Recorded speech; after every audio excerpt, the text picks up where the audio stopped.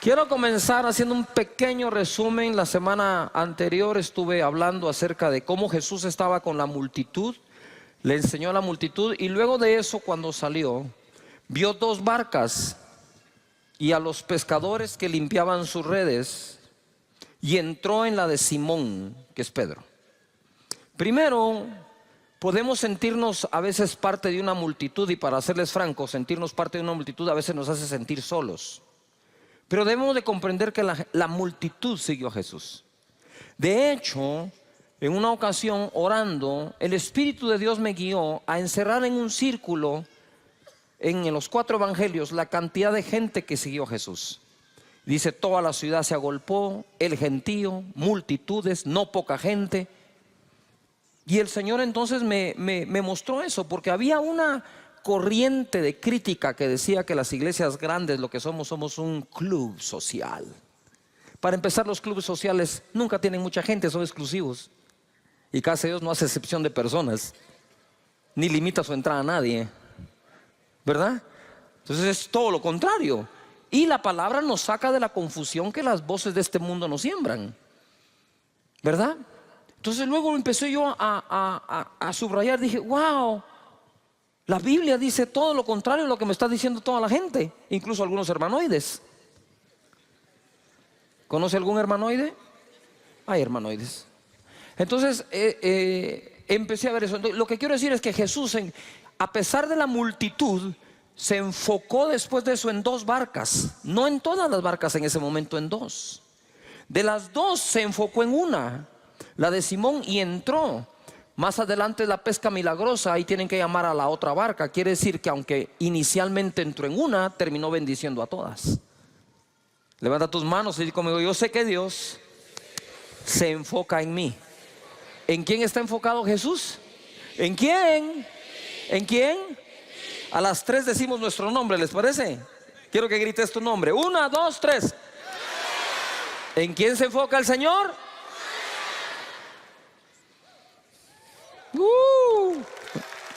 Él se enfocó.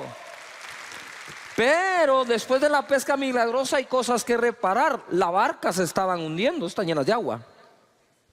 Esas las puede reparar un pescador, un experto en barcas. Las redes se rompieron, hay que repararlas. Pero ¿quién reparaba a Pedro, que cuando hace la pesca milagrosa dice: soy un hombre pecador, apártate de mí? Las 2 cosas estarían mal. ¿O qué lo hizo creer que era pecador? ¿Que no pescó nada la noche anterior? ¿No es cierto que cuando no te va bien en algo empezás a revisar tu vida? ¿En qué pequé? ¿Cuántos lo hacemos? Claro, empezamos a revisar en qué pequé, en qué pecado, qué hice mal. Y tal vez eso surge de algo que llevamos dentro, que todavía no ha sido arreglado. Entonces Jesús se enfoca en las 2 barcas, se enfoca en la de Simón, se enfoca en la pesca que necesitaba para que la economía sanara de Pedro, pero además se enfoca en el pescador. Él está enfocado en ti, por encima de tu empresa, por encima de lo que haces, tu profesión o a lo que te dedicas. Él se enfoca en ti. Amén. Muy bien. Ahora quiero entrar a otra parte que tiene que ver con todo lo de las barcas. Les dije que las barcas normalmente se usaban o para transporte de un punto a otro, o se usaban para conseguir la provisión. La pesca era una de las fuentes de ingresos más importantes en Israel, en el mar de Galilea. Por lo tanto, o salían a buscar una provisión o se salían a transportar. Quiero hablarles hoy algo que sucedió mientras se transportaban. Dice Marcos capítulo 6, verso 45: enseguida hizo a sus discípulos entrar en la barca e ir delante de él a Betsaida. Él los hizo entrar en la barca. Se meten a la barca, se me van para Betsaida, en la otra ribera. Entre tanto que él despedía a la multitud. Y después que los hubo despedido, se fue al monte a orar. Usted sabe que yo una vez traté de despedir gente en el templo Pinula. La fila para despedirlos salía del templo, daba la vuelta a todo el templo, pero nadie se quería despedir, todos querían oración. Yo digo: pues si suelta, pero ya oré, déjenme darle la mano, darle un abrazo. No, orar. Orar por el papá, por el tío, el hermano, el marido, el exmarido, el suegro, el ex suegro, la mascota, el perro, el gato, todo. Y después que los hubo despedido, se fue al monte a orar. Ojo acá. Esto es muy importante. Esto es más importante de lo que crees. No es solo cuestión de ir y orar, sino es cuestión de ocupar tiempo para bajar las revoluciones, para salir del cansancio. Y nosotros a veces no tomamos tiempo para salir del cansancio. Y hoy les voy a mostrar lo que sucede cuando no hacemos uso de ese tiempo. Dice, y al venir la noche, la barca estaba en medio del mar y él solo en tierra. Los discípulos andaban en un lado, él en otro. Y viéndolos remar con gran fatiga, todo el mundo diga fatiga, porque el viento les era contrario, cerca de la cuarta vigilia de la noche, vino a ellos andando sobre el mar y quería adelantárseles. Viéndole ellos andar sobre el mar, pensaron que era un fantasma y gritaron, otra versión dice, y gritaron de miedo, porque todos le veían y se turbaron. Pero enseguida habló con ellos y le dijo, tened ánimo, yo soy, no temáis, mi presencia siempre está contigo. Eso es lo que les estaba diciendo él. No teman, yo soy, aquí estoy, tranquilos. Y subió a ellos en la barca y se calmó el viento. Y ellos se asombraron en gran manera y se maravillaban, 52 es clave, porque aún no habían entendido lo de los panes, por cuanto estaban endurecidos sus corazones. ¿Qué es lo que ocurre aquí? Yo quiero que entendamos de dónde viene todo, que no lo leí. Esta es la noche después de un día de trabajo. Él había estado enseñando todo el día en el monte y la gente había estado allí, y los discípulos le dijeron, despide a la multitud, despide a la gente, porque no tienen que comer, ¿verdad? Y fue donde él dice, ustedes denles de comer. Ellos dijeron, no tenemos sino 200 denarios, ¿verdad? ¿Y qué es esto para una multitud? Otro dijo, pero que hay un niño con unos panes y unos peces. Digo, tráiganlos. Los bendijo, los repartió y se multiplicaron a todos. Dijo, hagan recostar a las personas por grupos. A ver, todo el mundo diga, grupos. Más fuerte, grupos. ¿Cómo recostamos a la gente en casa de Dios? ¿En pequeños qué? Señores, esa es una visión del Señor mismo Jesús. Alimentar por grupos. Entonces los tiene a todos allí ahora en grupos. Ellos empiezan a ver el milagro. Tú te imaginas, para la mente de Dios, se les multiplica la comida, no paran de darla, de 5 panes y 2 peces. Ahora 5,000 hombres, mujeres y niños comen. Y todo el día enseñó. ¿Cómo estaban al final del día? Cansados, pero Jesús habría de darles una gran lección y le dice, váyanse ustedes del otro lado, al otro lado. Quiero que vayan en el barco al otro lado, yo los alcanzo después. Cuando él termina de despedir a la multitud, yo no sé qué hora es, pero les tomó la noche entera llegar al otro lado, porque llegó de madrugada donde estaban ellos. Entonces ahora viene él y despide a la multitud y piensa, estoy seguro, debo correr a alcanzar a estos porque ya van a llegar del otro lado. Sin embargo, hace una parada y dice, no, voy a subir al monte a orar. Voy a subir al monte a orar. Tengo que reparar mis fuerzas, porque el agotamiento, señores, es un serio peligro para el manejo de nuestros pensamientos, emociones y toma de decisión. Abusamos el día de reposo utilizándolo para lo que Dios nos dejó. Dios te dice 6 días trabaja, 1 no me trabajas. Y Jesús lo aplicó. Si tú quieres seguir los 7 días dándole, dale. Nada más te voy a recomendar que vayas donde los psicólogos a que te den tu terapia y que te saquen de donde te vas a meter. Yuhu. Jesús trabajaba duro, pero nunca se quemó. Entonces, nota esto. Primero se transportan. Él dice que se les quiso adelantar. Como todo líder, ¿verdad? Necesita ir adelante a veces. Y él se les quiso adelantar. Pero creo que cuando vio la situación dijo, aquí no vale la pena que me adelante, mejor me lo subo al bote ellos también. Ahora, ojo acá. Ellos están allí y dice la palabra que cuando Jesús los vio, ellos estaban fatigados. Diga de nuevo, fatiga. Espérame, ellos no estaban cansados. Ellos estaban, ¿qué? ¿Cómo estaban? Fatigados. Tenían una fatiga. Y dice, una gran fatiga. Porque estaban remando. Pero estaban remando contra el viento. Nunca va a ser lo mismo remar con el viento a favor que remar con el viento en contra.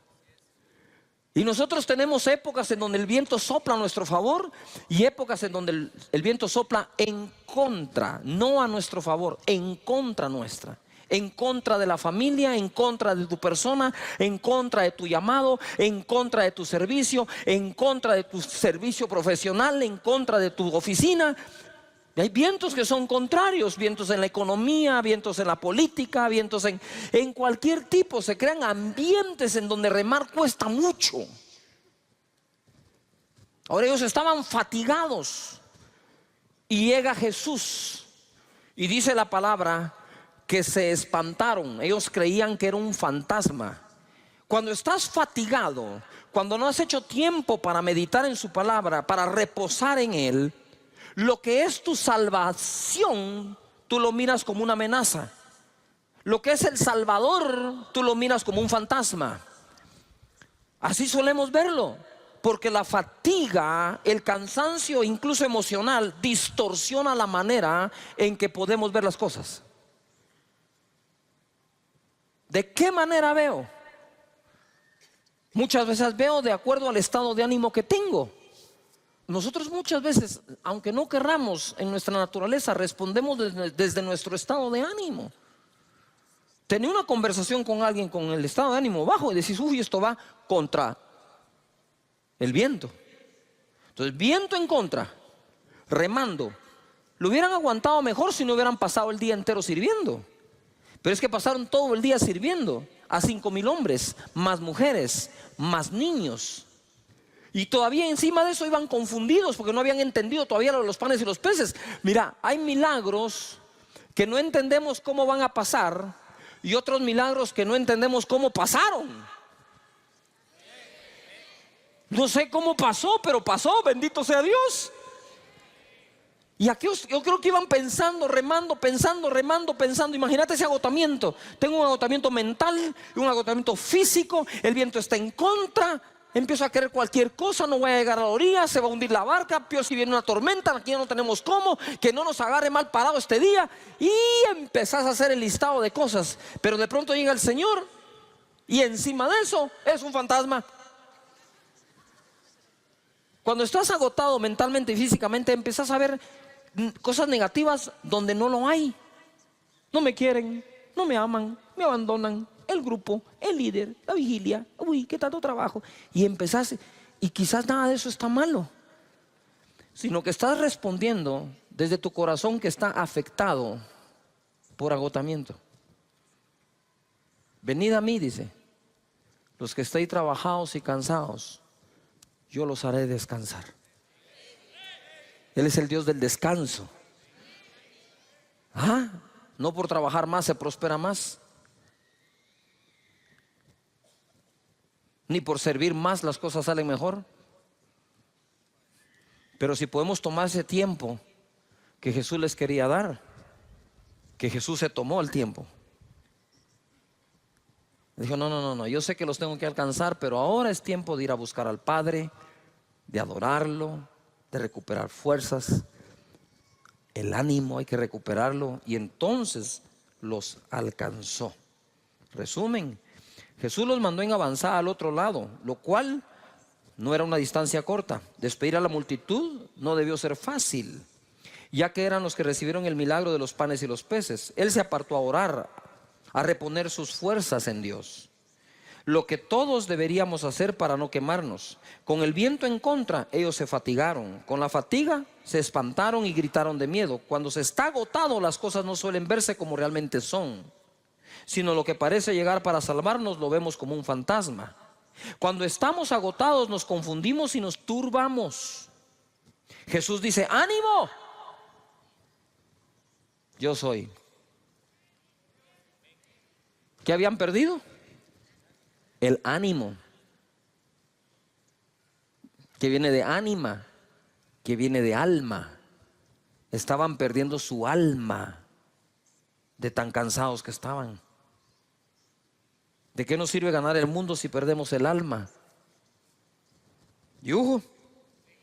Pero Él siempre estará contigo y calmará los vientos. Amén. Levanta las manos y dice: Señor, tú calmarás el viento, pero mientras sea contrario, me dará las fuerzas para remar y el buen ánimo. Amén. A ver, grita conmigo: ánimo. Muy bien. Mateo 14, verso 26. Esto es lo mismo narrado por otro de los evangelistas. Y los discípulos, viéndole andar sobre el mar, se turbaron, se confundieron, diciendo: ¡un fantasma! Y dieron voces de miedo. Pero enseguida Jesús les habló diciendo: tened ánimo, yo soy, no temáis. Entonces le respondió Pedro y dijo: Señor, si eres tú, manda que yo vaya a ti sobre las aguas. Mira, Pedro, agotado, cansado. Yo creo que dijo: estos compañeros míos no reman nada, no voy a dar a ningún lado, mejor me bajo y corro yo solo. ¿Se vale la propuesta o no? ¿Yujo? Claro que se vale la propuesta. Cabe. Y él le dijo: ven. Y descendiendo Pedro de la barca, andaba sobre las aguas para ir a Jesús. Pero al ver el fuerte viento, ¿qué tuvo?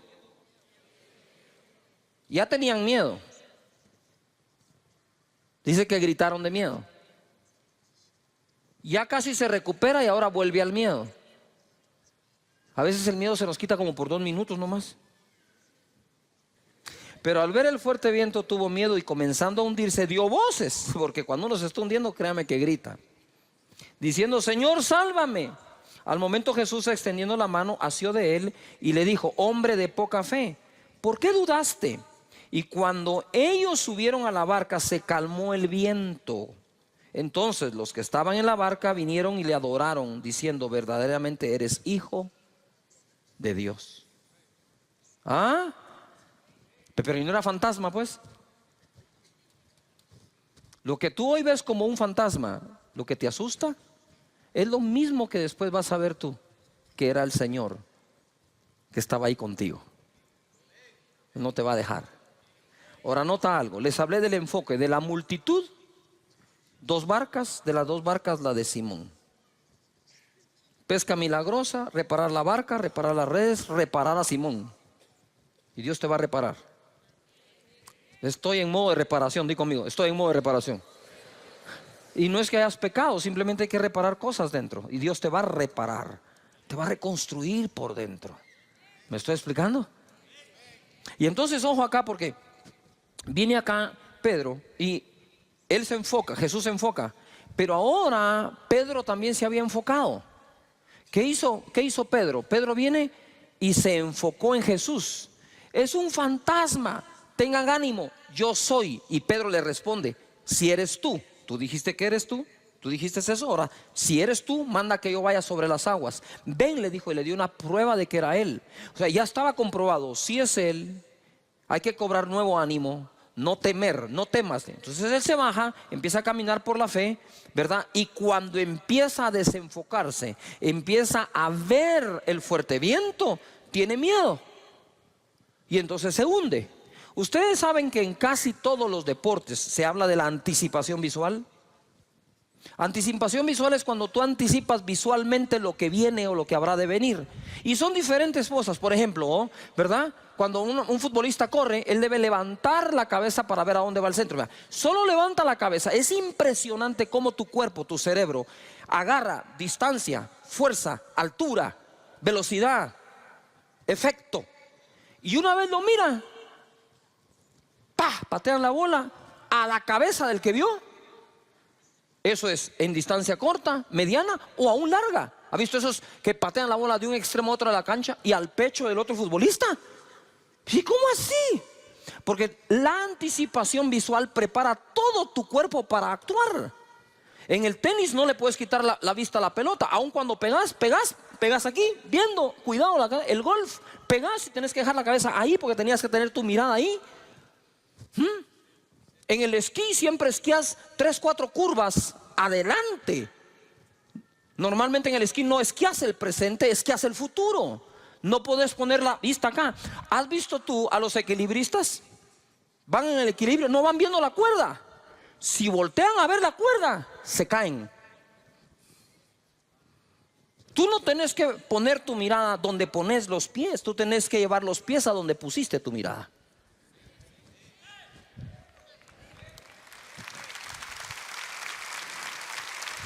Donde pongas tu mirada, los pies van a responder. Entonces siempre se nos dice, por ejemplo, tú vas a caminar, tú no caminas así. Tú mirás y caminas. Pedro vio a Jesús y caminó. Pedro vio la tormenta y se hundió. Las dos cosas las tenés presentes. ¿Tenés una tormenta o un viento fuerte contrario? Sí lo tenés. Y tenés a Jesús. Pero sí te digo algo, no puedes ver las dos. Porque el efecto, ¿sí?, de ver una es uno y de ver la otra es otro. Si miras a Jesús, seguirás caminando. Si miras la tormenta, podrías hundirte. No sé si me estoy explicando acá. ¿Sí me explico? Igual, en el esquí, lo peor que puedes hacer es voltear a ver los esquís. Si bajas tu mirada al esquí, que te recojan en un árbol.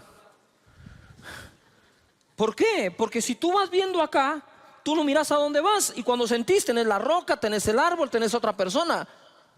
Y cuando querés reaccionar, ¿sí?, no reacciona bien tu cuerpo. Y es de donde vienen todas las lesiones, o la mayoría. Hoy vamos a aprender esto. Jesús está enfocado en ti. Levanta las manos y conmigo: Dios está enfocado en mí. Pero no basta el enfoque de uno. Necesitamos el enfoque del otro. Si Jesús se enfoca en ti, tú te enfocas en Él. En otras palabras, crucen miradas. Cruza miradas. Pitcher y catcher cruzan señales. El pitcher no va a disparar lo que el catcher no le insinuó que debe hacer. Y de la misma manera, nosotros podemos caminar en medio de cualquier viento, por fuerte y contrario que sea, siempre y cuando nuestra mirada esté en lo que se debe ver. La tormenta va a estar ahí, de reojo, mírala nada más, pero míralo a Él. Y mira esto para terminar, lo importante de tu enfoque. Segunda de Reyes 2:9. Elías está a punto de ser arrebatado. Su discípulo es Eliseo. Y le dice aquí Eliseo a Elías: dame una doble porción de tu espíritu. Porque hay cosas, y pongan atención, líderes, que no podés alcanzar con tus talentos naturales, sino lo podrás alcanzar con una porción igual o el doble de aquel que fue tu mentor. Y Elías era el mentor de Eliseo. Y Eliseo le dijo: solo tengo un punto de comparación para pedir algo. Por favor, dame el doble de lo que tú tienes. Y mira lo que le contesta Eliseo a Elías, Eliseo: pide lo que quieras que haga por ti antes que yo sea quitado de ti. Y dijo Eliseo: te ruego que una doble porción de tu espíritu sea sobre mí.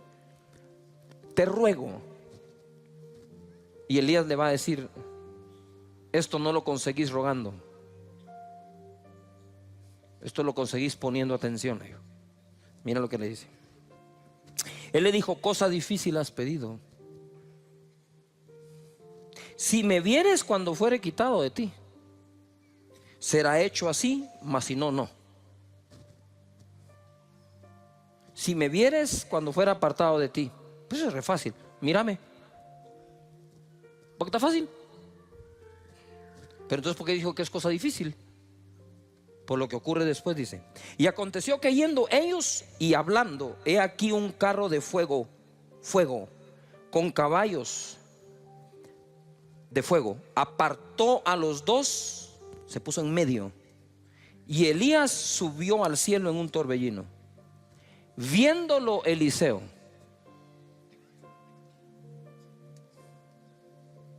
cuando aparece el carro de fuego en medio, cuando aparece la prueba de fuego en medio, podrías perder tu enfoque. Pero creo que Eliseo decía: no importa cuánto me arden los ojos, cuánto el fuego está ardiendo, tengo que seguir, debo ver a Elías, porque fue lo que me dijo. En medio de la tormenta, Pedro tenía que haber dicho: tengo que ver a Jesús. Puesto los ojos en el autor y consumador de la fe. Y Moisés se sostuvo como viendo al invisible. Nos sostiene lo que vemos o nos hunde lo que vemos, y las dos cosas están presentes para que escojas: el fuego del carro y Elías, el fuerte viento y Jesús, la persecución de los egipcios o el invisible. Siempre estarán las dos opciones para que escojas.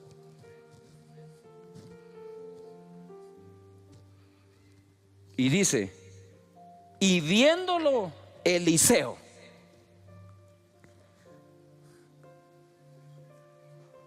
¿Cuántos van a poner su mirada en Jesús todo el tiempo?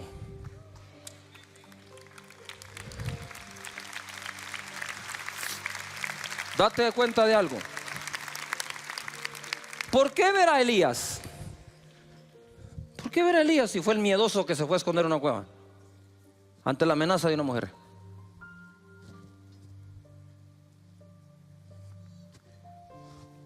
Que eso fue lo que el mismo profeta le dijo. Nuestro enfoque es importantísimo.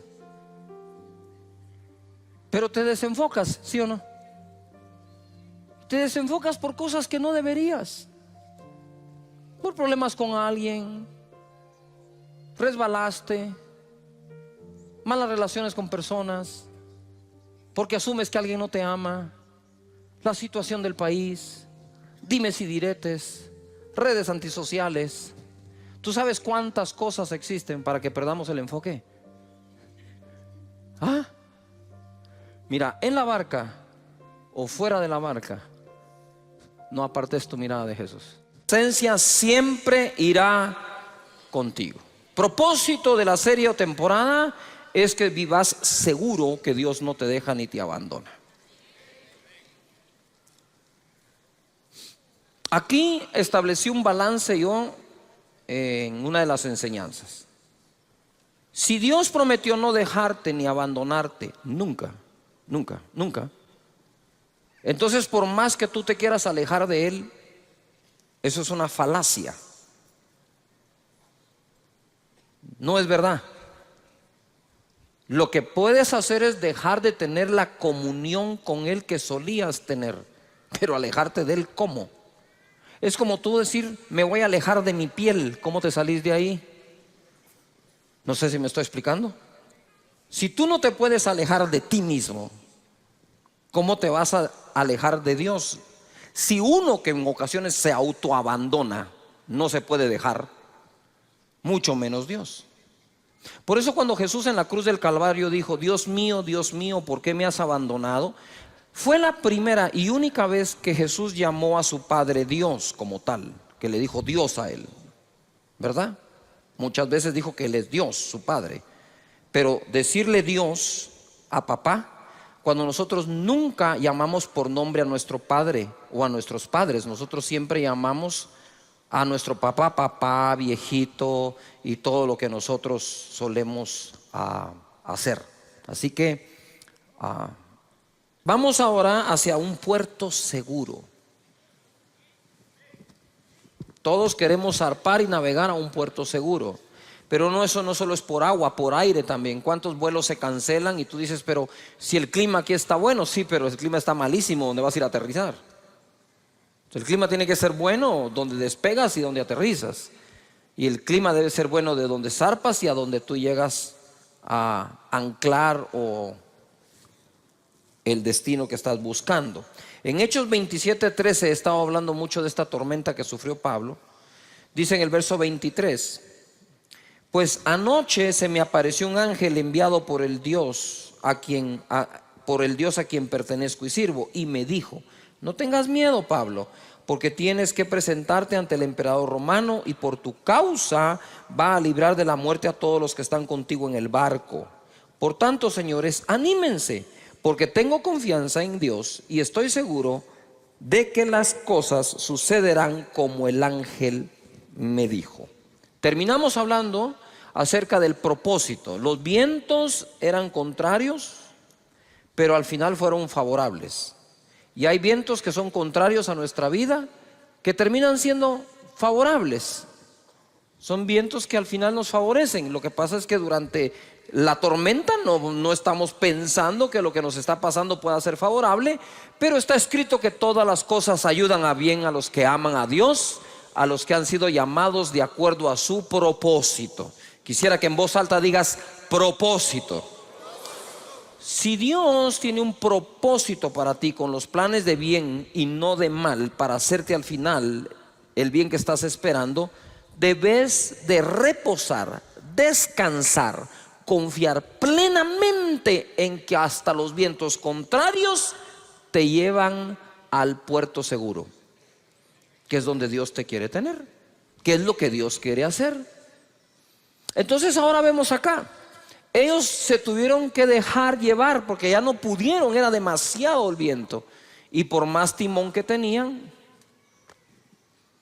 pues había que agarrar para donde el viento los estaba llevando, ¿no?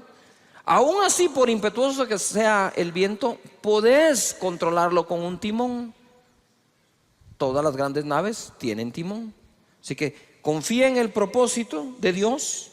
Confía que hay cosas que parecen malas pero te llevan a bien. Todo ayuda bien a los que aman a Dios. Y quiero hacer un paréntesis acá. Muchos de ustedes tienen una profesión. ¿Cuántos tienen una profesión definida? Te hayas graduado o no, pero estás ejerciendo una profesión. Quiero ver a todos los que tenemos una profesión. Mira cuánto profesional. Que no te engañe tu profesión, hombre. Porque cuando fallan las cosas en tu profesión, querés meter a Dios en la profesión, en lugar de preguntarle a Dios qué otra cosa podés hacer. No sé si me estoy explicando. Eres dentista, te quiebras la mano, no la puedes volver a mover. ¿Qué vas a hacer? Pues te vas a tener que inventar algo. Ah, no, esto que es lo que yo sé hacer. Porque la profesión, cuando por fin la tienes, te amplía el horizonte. Más adelante dice, de aquí no pasás. Es la fe lo que nos saca adelante, por encima de la profesión. Porque no siempre se termina ejerciendo la que uno estudió toda la vida. La vida puede cambiar. Hay circunstancias que nunca escogimos nosotros y nos llegan del puro aire, como decimos. Entonces la fe detona la capacidad de adaptación que nosotros podamos tener en esta vida. Pero si tu mente está allí, es más, tu mente no, te lo voy a hablar claro, tu orgullo está allí en lo que más sabes hacer, pero lo que más sabes hacer no te está dando de comer, aprendí a hacer otra cosa por la fe. Y ojo, al rato te va mejor, ¿verdad? Muy bien. Santiago capítulo 3 verso 2 nos va a hablar del timón de la nave. ¿Cuál es el timón de la nave? Santiago 3:2 dice: porque todos ofendemos muchas veces. A ver, ¿cuántos de ustedes alguna vez han sido ofendidos por alguien? Quiero ver la mano. Todos los que han sido ofendidos.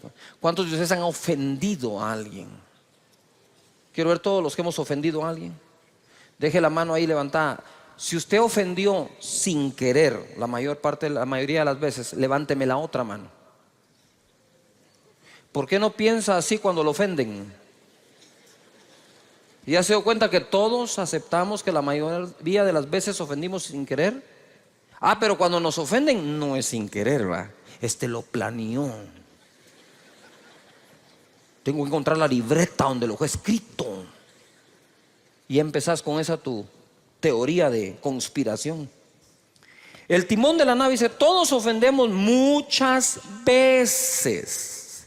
Si todos ofendemos muchas veces, la inteligencia emocional bien desarrollada es vital. Aprender a perdonar y dejar eso en el pasado. Si alguno no ofende en palabra, este es varón perfecto, capaz también de refrenar todo el cuerpo. Quiere decir que si puedo llegar a refrenar mi boca, puedo refrenar todo. He aquí nosotros ponemos freno en la boca de los caballos para que nos obedezcan y dirijamos así todo el cuerpo. Mirad también las naves, aunque tan grandes y llevadas de impetuosos vientos, son gobernadas con un muy pequeño timón por donde el que las gobierna quiere. Yo quisiera que me pongan algunas fotografías de ejemplos de timón. Muy bien, ustedes pueden ver ahí es un avión gigante. Pero ustedes saben ahora, la vez pasada me entraron a una cabina para que viera. Ustedes pueden ver ahora el timón. Sí, es un pequeño stick. Cuando yo entré y vi eso dije: ¿y con eso vas a manejar este chunche? Sí, me dijo. Y la verdad, ni con esto, me dijo. Apacha un botón y esto despega, vuela y aterriza solo. Y entonces, ¿para qué te pagan a vos? Le dije, pues por si no funciona. Pero uno entra a un avión de ese tamaño y mira, dice uno: ¿qué pasó con el timón? Este es el timón ahora. ¿Cómo puede llevar usted el control de un avión que puede llegar casi a la velocidad del sonido con ese pequeño timoncito? Pues así es. Es como la palanca, puede ser pequeña, puede mover el mundo. Siguiente ejemplo. Mira un carro de Fórmula 1, 320 kilómetros por hora. 320 kilómetros por hora. Si cuando uno acelera en esos carros potentes a más de 100 de un solo, siente que el estómago lo dejó tirado, en esto a saber qué se debe sentir, pues. Usted sabe que los niños, acá tenemos miembro de la congregación, un joven de 12 años en go-kart va a 130 kilómetros por hora. 130. Este va a 320, 340. Y miren el timón. Y en ese timón lleva el control de todo. Pero deje ese gran carro con potencia. Lo más seguro es que usted tenga un auto que ya le sube volumen al radio, que verdad que ya le apacha unos botoncitos, ya lleva más controles. O sea, como que el control no lo dejan en el timón, el gobierno de la nave. Aquí hay otro ejemplo, ¿verdad? Caballo. Ahí está, el freno. Así que no siempre funciona esa onda del freno, ¿verdad? Pero no podemos negar que con eso se guía a un caballo. Y aún toda bestia animal puede ser domesticada por el hombre. Dice la palabra acá que es gobernada por un pequeño timón por donde el que las gobierna quiere. Levanta las manos y di conmigo: yo puedo llegar a gobernar mi vida por donde yo quiero.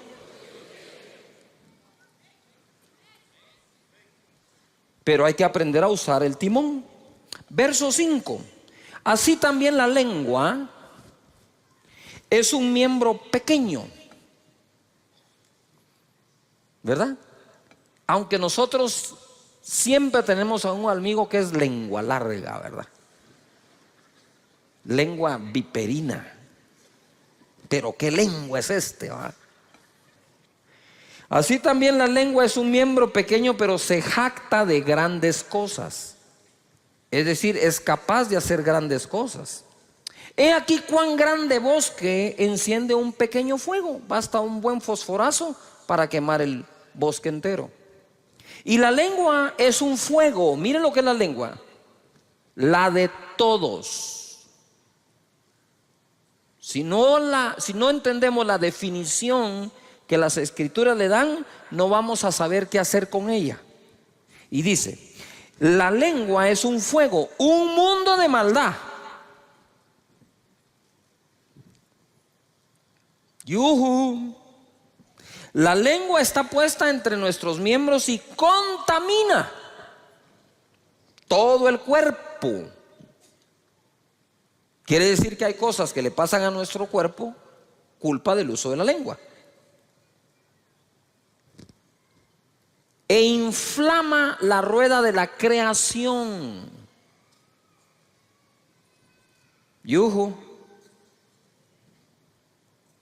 Y ella misma es inflamada por el infierno. Cuando uno lee este verso le dan ganas de arrancarlo, ¿verdad? No de subrayarlo, sino de tacharlo, porque de verdad es muy fuerte. Pequeño verso que me está diciendo, la creación es inflamada por la lengua, pero la lengua es inflamada a su vez por el infierno. Por eso dice que es un mundo de ¿qué? Maldad. ¿Qué es lo que quiero decir con eso? Es, si nosotros comprendemos y aceptamos esto, entenderemos la importancia de su uso. ¿A cuántos han metido en problemas por un lenguazo, como decimos, verdad? ¿Sí? Y la otra pregunta es, ¿en cuántos problemas te has metido cuando has dicho algo? También. Entonces hay que aprender a hacer uso de eso, hasta en las comunicaciones, porque nos comunicamos hablando, aunque tenemos lenguaje corporal, por supuesto. Pero ¿cuándo fue la última vez que no resolvimos un conflicto con nuestra pareja, con nuestros hijos, con nuestra familia, porque usamos malas palabras, porque las ponemos donde no van, porque las entonamos como no queríamos? ¿Cuántas veces nosotros hemos dicho, uy, no, eso no es lo que quiero decir, eso no era lo que quería decir, yo no te dije eso? ¿Cuántas veces hacemos eso? La pregunta que te quiero hacer hoy es, para que la meditemos, ¿hasta dónde te ha llevado eso? ¿Hasta dónde te puede llevar eso? ¿A la destrucción de una relación?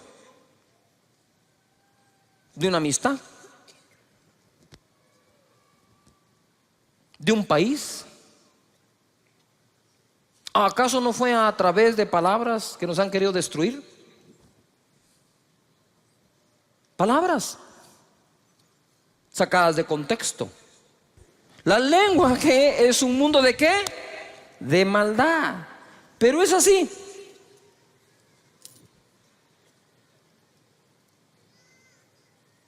Un timón de este tamaño puede conducir una nave. Si me puedes poner la fotografía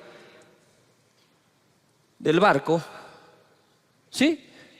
Un pequeño timón puede conducir todo un buque. Por lo tanto, esta pieza es muy importante. No la puedes desconectar, no hay manera de que tomes el rumbo. Entonces, ¿qué es lo que quiero decir? Es que el rumbo de nuestra vida al final está en nuestra boca. Dice la Escritura que el hombre come del fruto de sus labios. Por lo tanto, aprender a hablar no se trata de que aprenda a hablar el que se presenta en público. Debemos hablar en público aquellos que sabemos hablar en privado o sostener una conversación con una persona. De tal manera que nosotros le hemos restado importancia a una conversación, y dice la Biblia, las malas conversaciones corrompen las buenas costumbres. Entonces quiere decir que ese bendito timón tenemos que aprender a usarlo. Ojo acá, así como puede ser inflamado por el infierno, así como esa lengua puede inflamar la rueda de la creación, como un pequeño fósforo puede incendiar un bosque, también lo mismo lo puede apagar. También lo mismo puede ser usado para bien o para bienestar. Por algo Jesús es la palabra de Dios encarnada.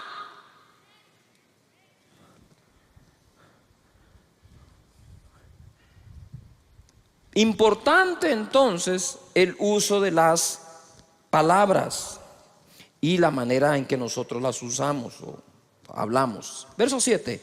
Porque toda naturaleza de bestias y de aves y de serpientes y de seres del mar se doma y ha sido domada por la naturaleza humana. A mí me impresiona que esto fue escrito hace 2000 años y ya hablaba de domar a los seres del mar, a las bestias del campo y a las serpientes. O sea, eso que nosotros vemos en unos acuarios con delfines amaestrados, eso ya existía. Tal vez no lo ponían en un lugar, pero aquí dice que se doman hasta los seres del mar. Pero ningún hombre puede domar la lengua, que es un mal que no puede ser refrenado, llena de veneno mortal. ¿Llena de qué? Veneno mortal. Algunos venenos actúan inmediatamente, ¿no? Pero hay otros que quedan ahí y van intoxicándolo a uno hasta que lo destruyen. Piensa, posiblemente algunas de las cosas que llevas dentro, heridas, traumas, tuvieron que ver con una conversación, más que con un hecho. Porque dejó escrito aquí el apóstol Santiago que tiene veneno mortal. Ahora quiero establecer un balance acá. Dice, todas las bestias, animales, seres, aves, peces, es domado. Pero ningún hombre puede domar la lengua. Pero date cuenta que cuando en el contexto está hablando de domar un ser ajeno a uno. Yo no puedo domar tu lengua. Pero sabemos que sí podemos dominar la propia. Porque entonces perderíamos esperanza y de nada sirve que Santiago escriba esto. O sea, si no tenemos esperanza con nuestra propia lengua, entonces ¿para qué leer esto? ¿Qué sentido tiene? Solo nos está dando la información que estamos amolados y seguiremos igual. Lo que está diciendo acá es, tú puedes domar un delfín, tú puedes domar una ballena, tú puedes domar un águila, tú puedes domar una serpiente, tú no puedes domar una lengua. ¿Cuál lengua? La del otro. Tú no tienes control sobre las palabras que el otro va a decir, pero tú puedes tener dominio sobre las palabras que tú vas a usar. Jesús lo demostró. Amén. Luego dice acá, con ella, por eso está aquí, con ella bendecimos al Dios y Padre. Con ella maldecimos a los hombres, ojo, que están hechos a la semejanza de Dios. Entonces yo me ponía a meditar, si yo puedo respetar a Dios, ¿por qué no puedo respetar a lo que más se asemeja a Él? Si respeto al Creador, debo respetar a la criatura. Si respeto al Creador, debo respetar la creación. Si la mejor forma de llegar a ser ecológico es respetar al Creador de la ecología. ¿Me estoy explicando acá? Porque si respeto al Creador, voy a respetar su creación. Si hablo bien del Creador, ¿por qué no hablar bien de la criatura? Si no hay persona a la que no se le encuentre alguna virtud y se pueda hablar bien de él. Pero si la costumbre es encontrar el defecto para hablar del defecto, entonces no estamos tomando dominio sobre el timón de nuestra vida. Siempre que has hablado mal de una persona, o cuando hablamos mal de alguien y aún no nos consta, ni a nosotros nos queda buen sabor. Pero cuando hablas bien de alguien, ¿cómo te sentís? Te sentís bien, Te sentiste incluso que le hiciste un bien a una persona, que el que te oyó se fue con un agrado. Qué feo es sentarse con una persona que siempre está hablando mal de algo o mal de alguien. Uno no quiere estar sentado y llega un momento y dice, ay, qué feo esta onda, ¿verdad? Es como que te sirvan comida agria. Entonces dice aquí en la escritura, con ella bendecimos a Dios, pero con ella maldecimos a los hombres. Y eso es lo que me llamó la atención y lo subrayé, que están hechos a la semejanza de Dios. Entonces, si yo hablo bien de Dios y bendigo a Dios, debería otorgarle una bendición semejante al que está hecho o creado de forma semejante. No sé si me estoy explicando. Voy a tratar de hacerlo de nuevo. Si yo bendigo a Dios, entonces con una bendición semejante a la que le doy a Él, voy a bendecir al que está creado semejante a Él. ¿Me expliqué? Pero si estamos creados semejantes a Dios, ¿por qué vamos a hablar de los semejantes a Dios como que estuvieran totalmente retirados de Él?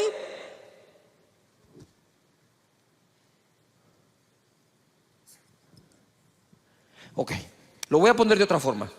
Si tú eres como creación lo más semejante a Dios, mi comentario acerca de ti debe ser lo más semejante al comentario que hago de Dios.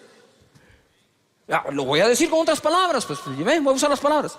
Si tú estás hecho o creado semejante a Dios, eres lo más semejante a Dios, entonces te voy a bendecir lo más semejante a como a Dios bendigo.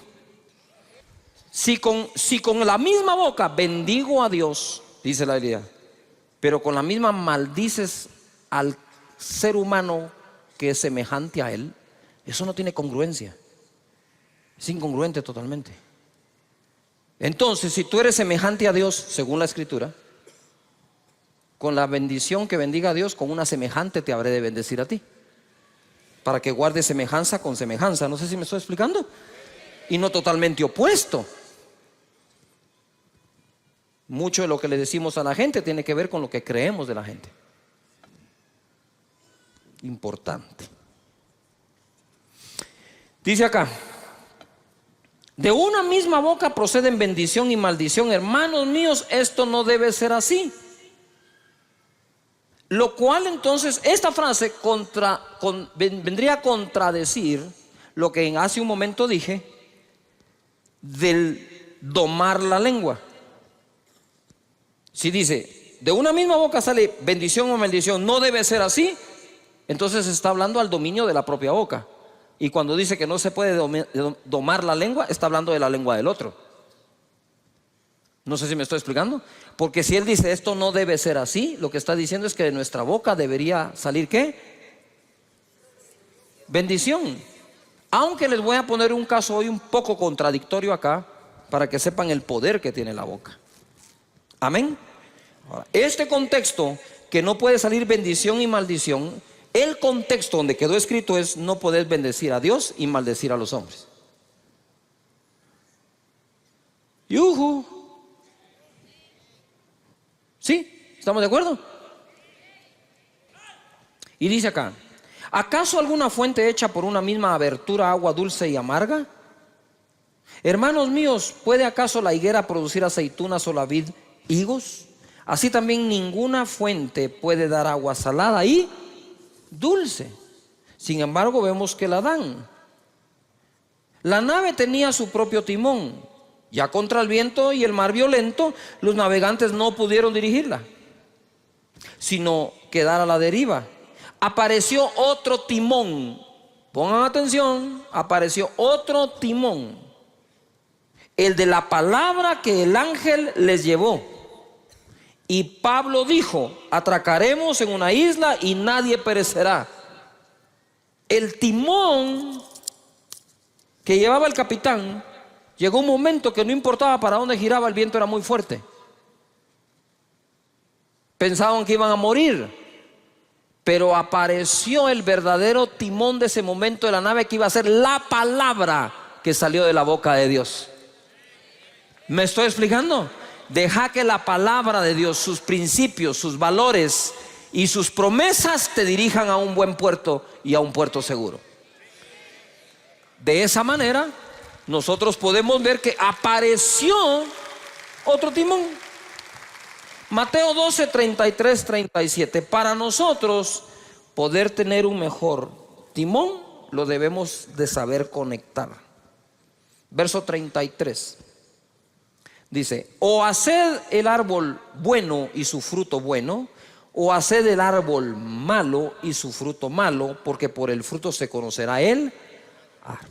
Esta palabra árbol malo en el original significa lo siguiente, pongan atención: corrupto de raíz. No es un árbol de mango que le salieron algunos malos mangos. Es un árbol de mango que todo le salió malo. Entonces el problema ya no fue un mango, el problema es el árbol completo. Entonces cuando habla aquí del árbol malo, no habla de un árbol que pueda tener defectos como tú y yo, habla de un árbol que es malo de raíz. Corrupto de raíz, podrido, malo, de pobre calidad, no apto para ser útil, indigno. Para que nosotros no emitamos juicios que no debemos. Generación de víboras, eso no es para ustedes. ¿Cómo podéis hablar lo bueno siendo malos? Porque de la abundancia del corazón habla la boca. Si la lengua es el timón, ¿a qué está conectado el timón? Al corazón. Si quiero mejorar el timón, pues debo mejorar el corazón. Porque dice después la escritura acá: el hombre bueno del buen tesoro del corazón saca ¿qué? Buenas cosas. Buenas cosas significa distinguido, agradable, excelente, correcto, placentero, saludable, útil, de buena naturaleza. Y el hombre malo del mal tesoro saca malas cosas. Ya dije que es el verbo, que es el calificativo para árbol malo. Ahora escucha el de malas cosas. Significa maldad. Malas cosas. Saca malas cosas, saca maldad. Diabólico, débil, inútil, desagradable, incorrecto, Satanás. O sea que hay gente que el diablo se le sale por la boca.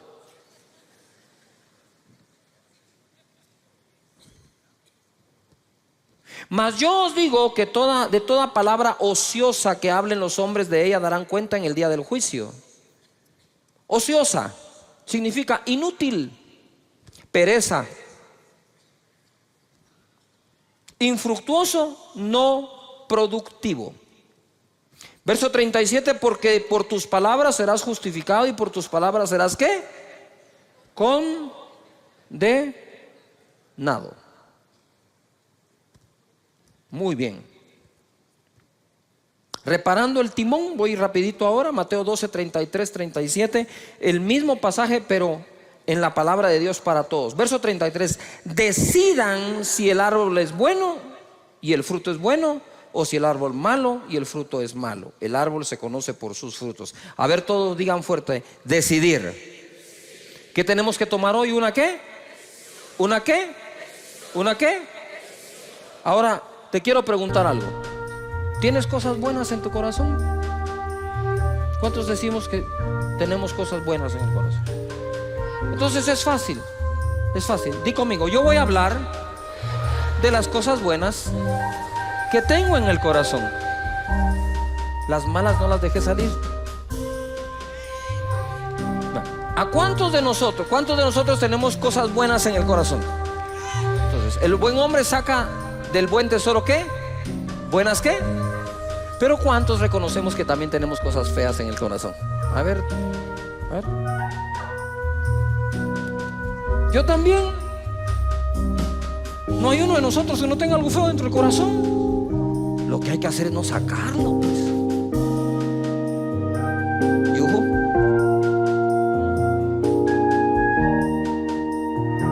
Tratarlo, sanarlo.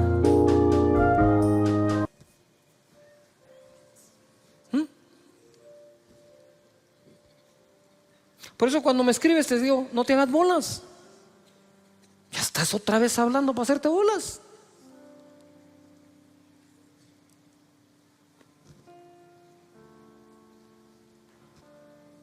¿Yuju?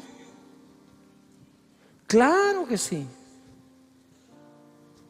La vez pasada yo jugando con unos amigos, hice un mal tiro y los amigos me decían, decilo, me decían. Saca esa palabrota. No, hombre, ni siquiera la estoy pensando. Pero si le agarra a pensar, lo que hay que hacer es procurar no sacarla. Todavía están acá. Porque todos tenemos cosas buenas y cosas malas dentro. Pero entonces dejemos que fluyan las buenas y abstengámonos de hablar de las malas. ¿Podríamos aplicar eso a las demás personas? ¿Sabes algo bueno de alguien? De eso habla de él. Si otro va a hacer el trabajo sucio, déjalo que sea otro, pero no tu boca. Amén. Porque debemos de bendecir a Dios. ¿Y bendecir a qué? A los hombres. Y sigo, ¿estamos de acuerdo? 34. Partida de víboras, dice acá. ¿Cómo pueden ustedes hablar lo bueno siendo tan malos? Lo que uno dice muestra lo que uno es en su corazón. ¿Yuju? Lo que uno dice muestra lo que uno es. El que es bueno lo es en su interior y habla de lo que tiene allí. De igual manera el malo lo es en su interior y habla de lo que tiene allí. Pero yo les digo que en el día del juicio la gente tendrá que dar explicación por cada una de las palabras inútiles que dijo. Las palabras que dijiste servirán para juzgarte, ellas te aprobarán o te condenarán. Efesios capítulo 4 verso 29 en la versión lenguaje actual dice: no digan malas palabras. Y dice, mira, al contrario, digan siempre cosas buenas que ayuden a los demás a crecer espiritualmente, pues eso es muy necesario. No hagan que se ponga triste el Espíritu Santo de Dios. Si algo pone triste al Espíritu es el uso de las palabras. Y por último voy a ir a esto, un controversial ejemplo. Por el amor de Dios, no se me vayan. ¿Sí? Todavía déjenme terminar esto porque quiero cerrar la serie con broche de oro. En Marcos capítulo 11 verso 21, bájame un poquito. Dice, entonces Pedro acercándose le dijo: maestro, mira la higuera que... ¿La higuera que qué? La higuera que qué se ha secado. ¿Tú creerías que Jesús maldijo? Pues a la higuera sí. Jesús el día anterior le dijo: nunca jamás alguien vuelva a comer de tu fruto. Y se secó. Quiero que tomen en cuenta esto, porque esto es muy poderoso.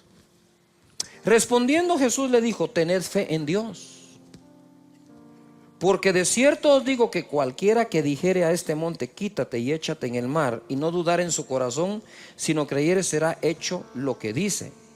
Y lo que diga, dice, le será ¿qué? Por tanto os digo que todo lo que pidiereis orando, creed que lo recibiréis y os vendrá. Y Pedro dijo: el que quiere amar la vida, el que quiere amar la vida y ver días buenos, refrene su lengua de mal y sus labios no hablen engaño. Entonces, ¿en dónde está nuestro futuro? En nuestra boca.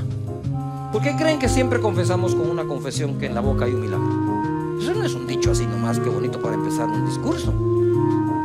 Eso tiene sentido. Y ahí todos los domingos, te lo repito, voy a hablar palabras de bien y no de mal, de salud, no de enfermedad, de riqueza, no de pobreza, de bendición, no de maldición, porque en mi boca está el control.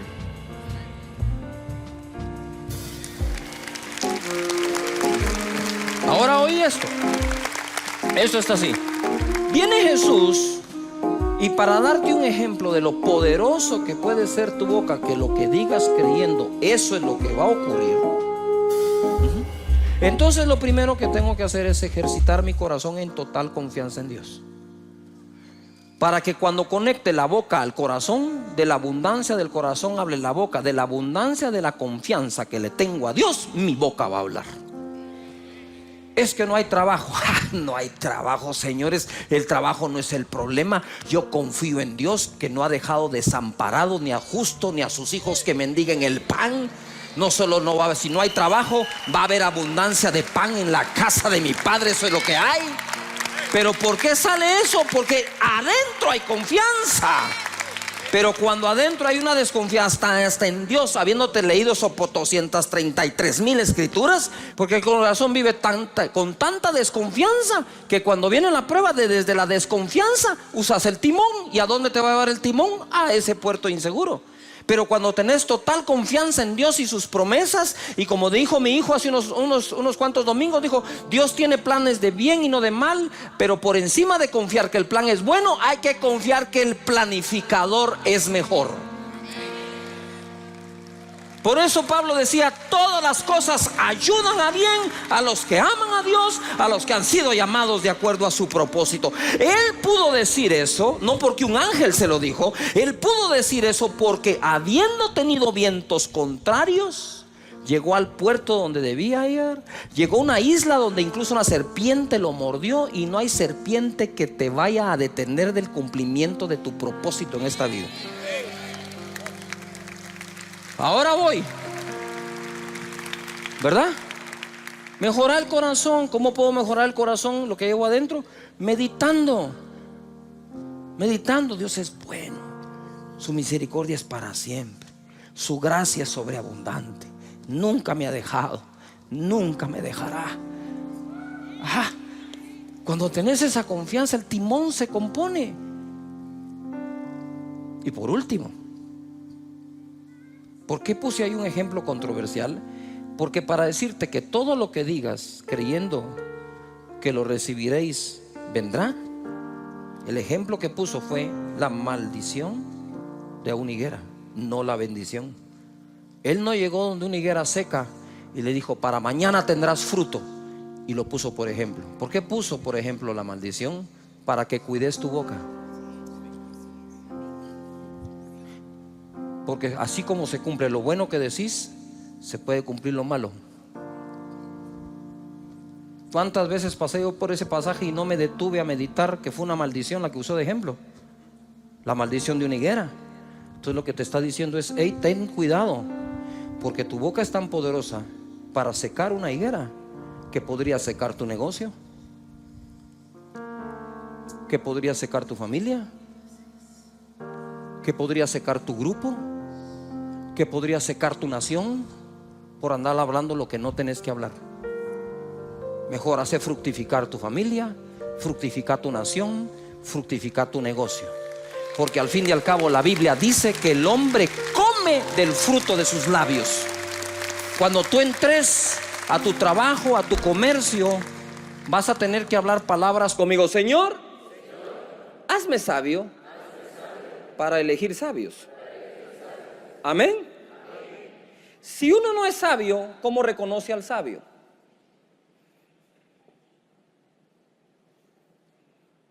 Yuhu. Tenemos que ser sabios, porque si somos sabios es porque tenemos sabiduría.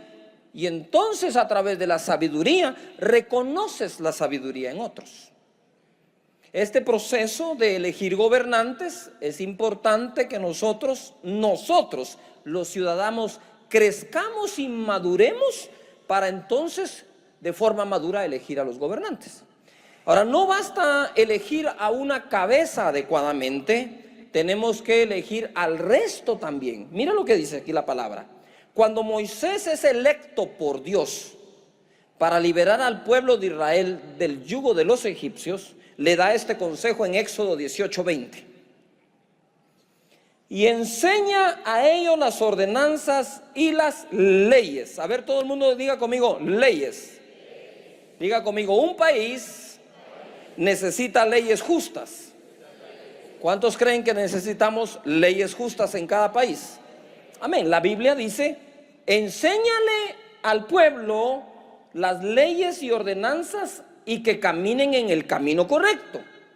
El camino correcto uno lo camina gracias a las leyes y a las ordenanzas. Usted va en una carretera y le ponen camino sin fin, no siga. Curva peligrosa a 100 metros, frene un poco, va a pegar la cabeza en el windshield. Las ordenanzas, las leyes, las instrucciones nos pueden mantener en el camino ¿qué? Correcto. Pero en el verso 21, a ver, todos lo leen conmigo, ¿estamos de acuerdo? Leámoslo pues, dice así: además, escoge tú de entre todo el pueblo varones de ¿qué? Virtud, temerosos de Dios, varones de verdad, que aborrezcan la avaricia, y ponlos sobre el pueblo por jefes de millares, de centenas, de 50 y de 10. Todo el mundo diga organización.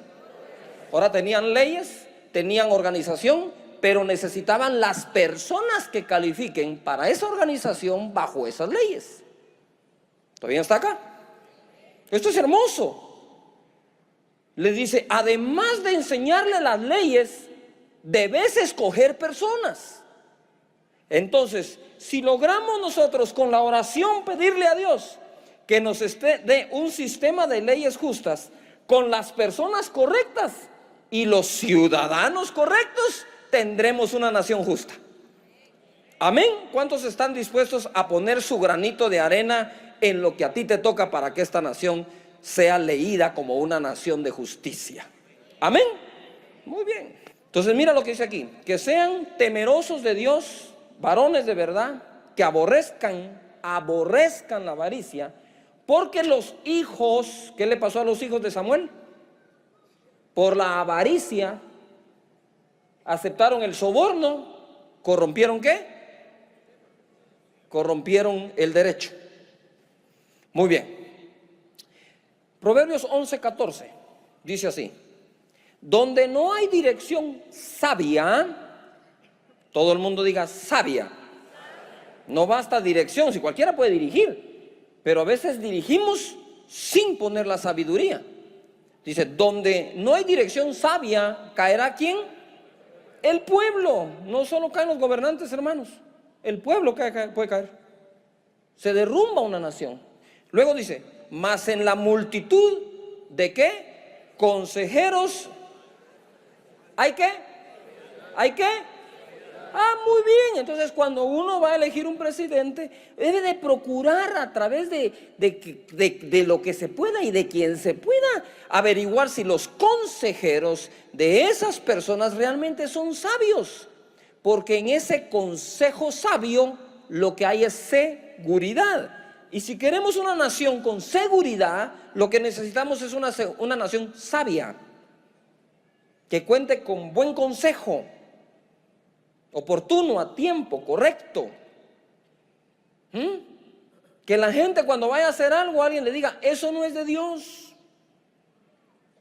Y el otro va a decir, pero eso conviene, aunque convenga, no importa que convenga, si no es de Dios, no, porque el principio de la sabiduría es el temor de Jehová. Si no tememos a Dios, no podemos gobernar. ¿Cómo así temer a Dios? Es un respeto a Dios, porque la tierra, la plenitud y todo lo que en ella hay, ¿sí? El propietario es Dios. Si el propietario es Dios, a Dios le vamos a dar ¿qué? Las cuentas.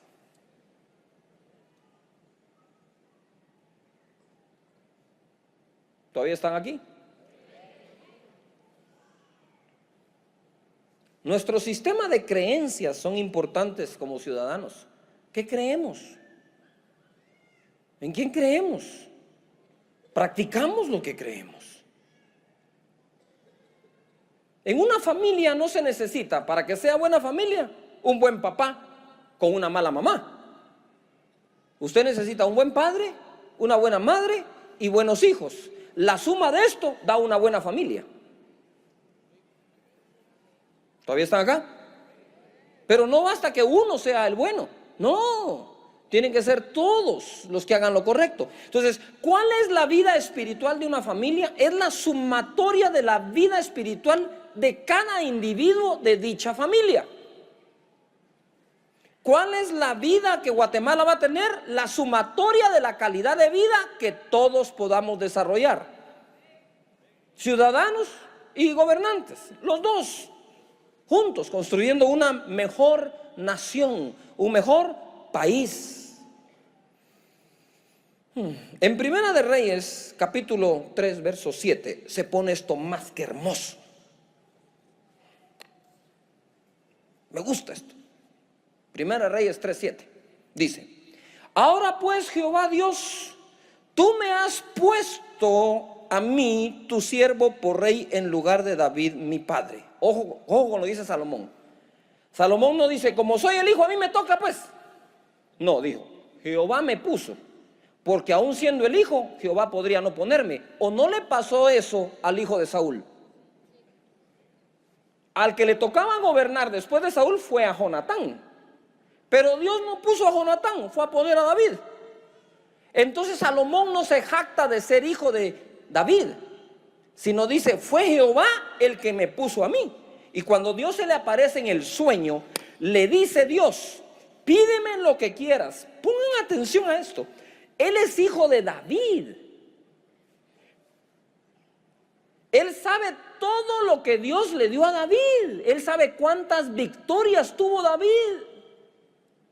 Pero entonces viene Salomón y al aparecerse Dios, le dice así: y yo soy joven y no sé cómo entrar ni salir. Seré muy hijo de David, pero no sé nada. Reconoce lo que no sabe para adquirir lo que necesita saber. No hay peor cosa que la prepotencia en algún gobernante o candidato ofreciendo que todo lo va a resolver, porque él y todos nosotros sabemos que no es posible. Y yo soy joven y no sé cómo entrar y salir. Era un joven sin experiencia, pero con el temor de Jehová. Porque si no hubiera tenido el temor de Dios, ni siquiera le dice, soy joven y no sé hacerlo. Respetó a Dios en ese momento. Y en el verso 8 dice, y tu siervo está en medio de tu pueblo al cual tú escogiste, un pueblo grande que no se puede contar ni numerar por su multitud. Da pues a tu siervo corazón entendido para juzgar a tu pueblo y para discernir entre lo bueno y lo malo, porque ¿quién podrá gobernar este pueblo tan grande? Digan conmigo fuerte, enfoque. Salomón estaba enfocado a lo que Dios lo había llamado. Me pusiste para gobernar y, siendo sincero, Señor, no sé cómo hacerlo. Por lo tanto, dame un corazón entendido para que mi juicio sea sabio y pueda gobernar a un pueblo tan grande, numeroso. Ni siquiera tengo el censo, no sé cuántos son, Señor. Por favor, dame sabiduría.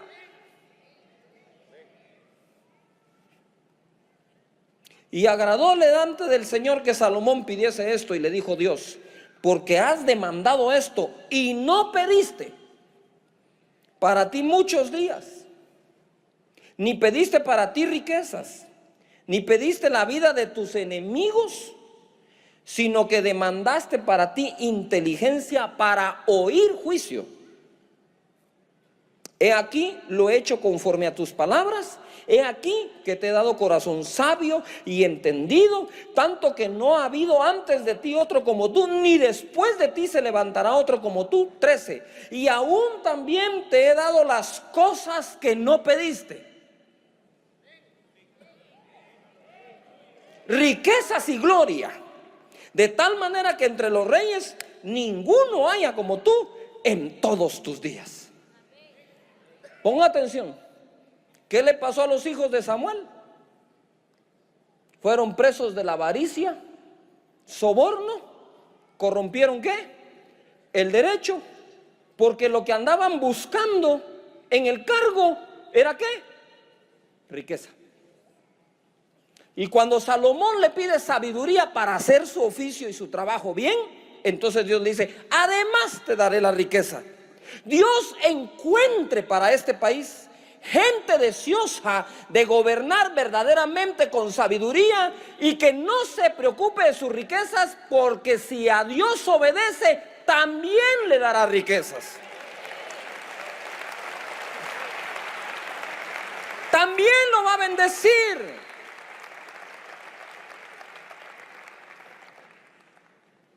Dios bendice al que obedece. Dios bendice al que es correcto y trabaja bien. El mismo David decía: yo pastoreé al pueblo de Israel con la integridad de mi corazón y la pericia de mis manos. No solo era correcto de adentro en corazón, sino era capaz de hacerlo. Tenía habilidad para hacerlo. El Señor quiere levantar este país y los países de la gente que nos ve. Verso 14, ahora se pone algo que yo estoy seguro que no habían visto. Está muy ahí escondidito, pero es hermoso de verdad. Dice: y si anduvieres en mis caminos guardando mis estatutos y mis mandamientos como anduvo David tu padre, yo alargaré tus días. Cuando Salomón despertó, vio que era sueño, y vino a Jerusalén, ojo, y se presentó delante del arca del pacto de Jehová. Y sacrificó holocaustos y ofreció sacrificios de paz, e hizo también banquetes a sus siervos. Eso fue lo que hizo Salomón. Vino delante de Jehová y presentó su sacrificio y sus ofrendas a Dios, al Dios de Israel, al Dios de su país, Jehová. Es de conocimiento de muchos, de que muchos gobernantes del mundo, no solo este país, no han consultado a Dios. No han bendecido su nombre, no han honrado a su nombre. Antes bien han consultado a brujos y han dejado que brujería entre a esas esferas. No se trata solamente de gente correcta, sino gente con el Dios correcto, que amen a Dios sobre todas las cosas. Levanta las manos y di conmigo: en esta nación se va a adorar al Señor. Amén. Así es, hay que adorar al Señor. Con esto, jamás te quiero decir que es por evangélicos que hay que votar. Porque hay evangélicos que hay que ver cómo cantan, pero no tienen temor de Jehová en sus corazones. Hay gente que no canta mucho, pero realmente tiene temor adentro del Señor y quiere hacer las cosas bien hechas. Que cuando le proponen decisiones y cosas, dicen: no, momento, no. Vos, pero si esta está buena, sí, pero es incorrecta. Eso no le agrada a Dios. Vamos a hacer las cosas que a Dios le agradan. En otras palabras, el temor de Dios es: no se pase de inteligente, pues.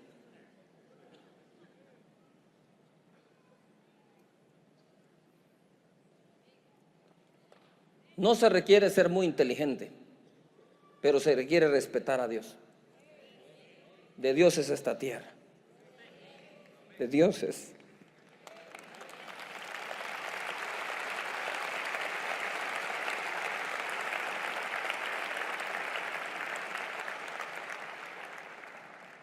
Mira lo que dice Primera de Reyes 3:16, el siguiente versículo. Y ahora agárrese la silla porque esto se pone fenomenal. Y dice aquí: en aquel tiempo vinieron al rey 2 mujeres rameras y se presentaron delante de él para que juzgara un caso. ¿Cuál era el caso? Pero pongan atención, el caso era este. Llegan las 2 rameras y una le cuenta la historia. Mira, le dice: yo tuve un bebé, a los pocos días mi compañera tuvo su bebé, y pasado un tiempo una de ellas se durmió sobre su bebé y murió. Entonces ella le dijo: cuando yo vi a mi bebé que estaba muerto y le presté atención, vi que no era el mío.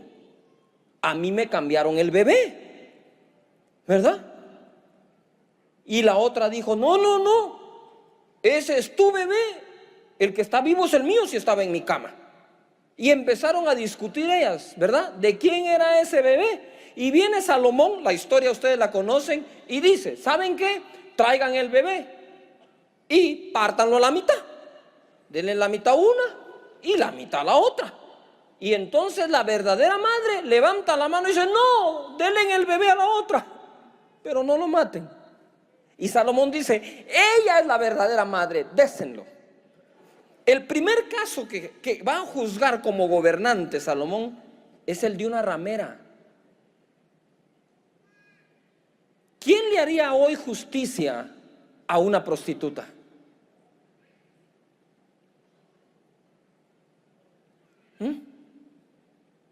Primera Reyes 3:28.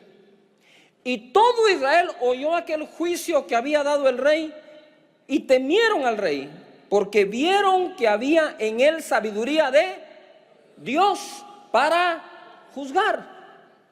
Diga conmigo fuerte: sabiduría de Dios. O sea, ¿qué era lo que Salomón tenía dentro? ¿Sabiduría de qué? Esa sabiduría de Dios no desechó a la ramera, sino que le dijo: te haré un juicio justo. Ven. Y juzgó Salomón. Que esa sabiduría que Dios le dé a Salomón le sea concedida a todos aquellos que estén en cargos públicos de gobierno, que se lo estén pidiendo con corazón sincero al Señor, y tendremos una mejor nación.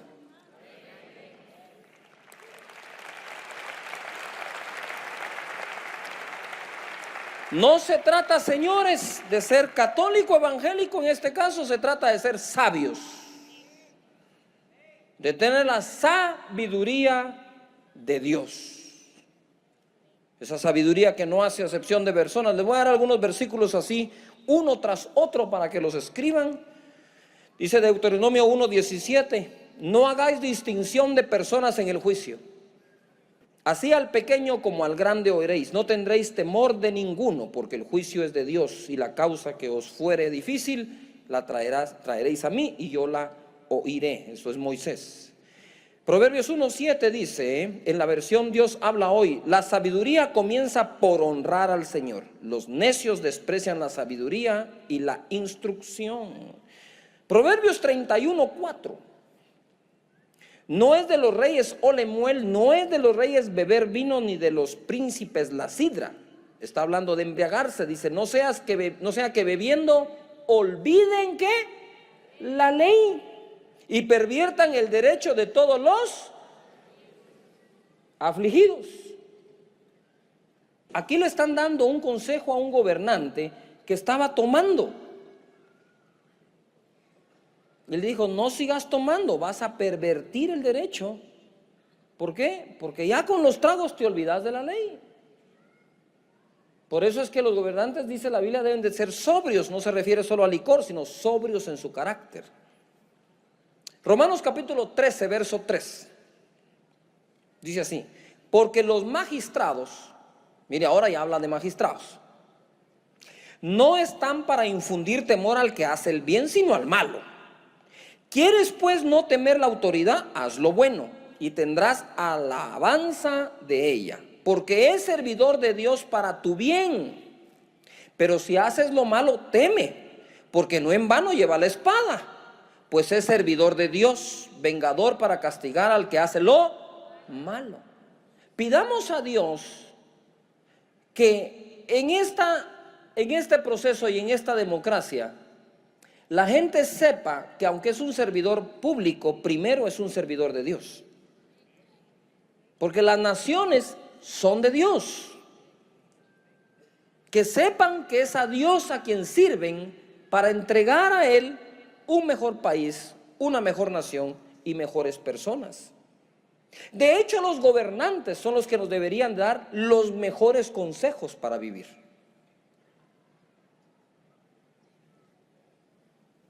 Como era en este tiempo. Dice aquí, verso 5: por lo cual es necesario estarles sujetos, no solamente por razón del castigo, sino también por causa de la conciencia. Pues por esto pagáis también los tributos o impuestos, porque son los servidores de Dios que atienden continuamente a esto mismo. Pagad a todos lo que debéis, al que tributo, tributo, al que impuesto, impuesto, al que respeto, respeto, al que honra, honra. No debáis a nadie nada, sino el amaros los unos a los otros, porque el que ama al prójimo ha cumplido la ley. Entonces, toda ley debe ser escrita para que se cumpla, ¿qué? Mandamiento de Dios: amar al prójimo. Las leyes deben de buscar que los ciudadanos practiquemos el amor de los unos para con los otros que Dios nos da. Dice la palabra aquí en Proverbios 14:34: la justicia engrandece a la nación, mas el pecado es afrenta de las naciones. Se lo leo en la versión Dios habla hoy. Leámoslo todos juntos, por favor. La justicia es el orgullo de una nación, el pecado es su vergüenza. Levanten las manos y digan: Señor, danos una nación donde exista la justicia y eso sea nuestro orgullo. Amén. Muy bien. Eclesiastés capítulo 10 verso 16. Ay de ti, tierra, cuando tu rey es muchacho y tus príncipes banquetean de mañana. Bienaventurada tu tierra cuando tu rey es hijo de nobles y tus príncipes comen a su hora para reponer sus fuerzas y no para beber. Este mismo verso en la versión Dios habla hoy dice: dichoso el país que tiene un rey honorable y en el que los gobernantes comen a la hora de vida para reponer sus fuerzas y no para emborracharse.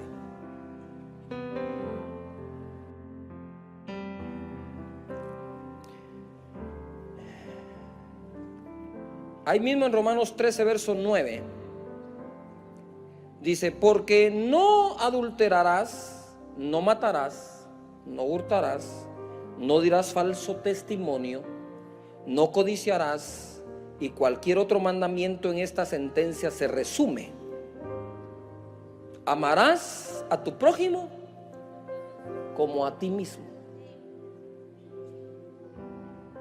Quiere decir que la base de una correcta sociedad es el amor.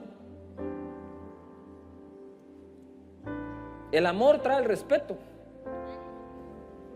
Si nosotros somos portadores de ese amor, démoslo,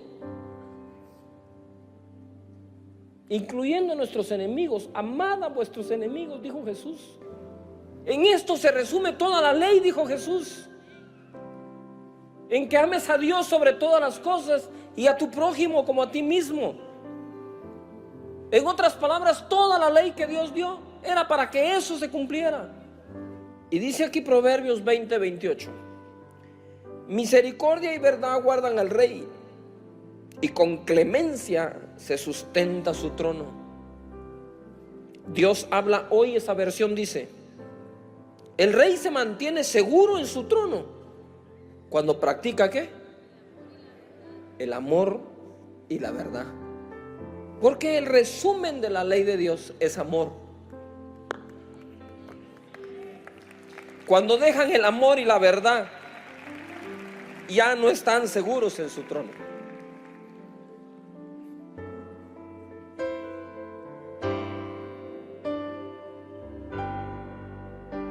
¿Qué tenemos que practicar? El amor y ¿qué?